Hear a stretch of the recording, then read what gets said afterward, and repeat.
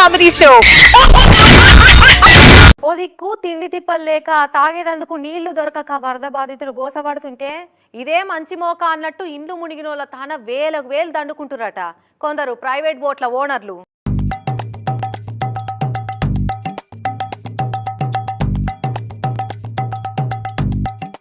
ఎద్దోనికి ఎద్దాపతి తస్సోనికి తస్సాపతి అన్నట్టు ఓ దిక్కు విజయవాడలో వరద బాధితులు మునిగిన ఇండ్లలో ఉండలేక ఆకలి దూపకు తట్టుకోలేక ఇండ్లు విడిచిపెట్టి ఆడికెళ్ళి వేరే తావుకు పోదామని చూస్తుంటే ట్రిప్పుకు 2-3 వేల కిరాయిలు డిమాండ్ చేస్తున్నారట ఈ ప్రైవేట్ బోట్లోళ్ళు.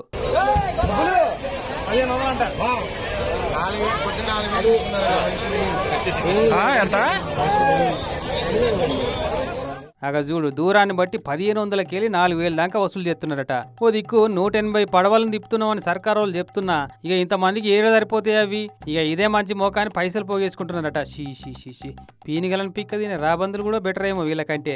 అవన్న సచ్చినాక పీక్క తింటాయి కానీ వీళ్ళు ఆపతులున్న సాటి మనుషులను పీక్క తినబట్టే మానవత్వం మంట కలిసిందని అప్పుడప్పుడు గిసెంటి చూస్తేనే అనిపిస్తుంది.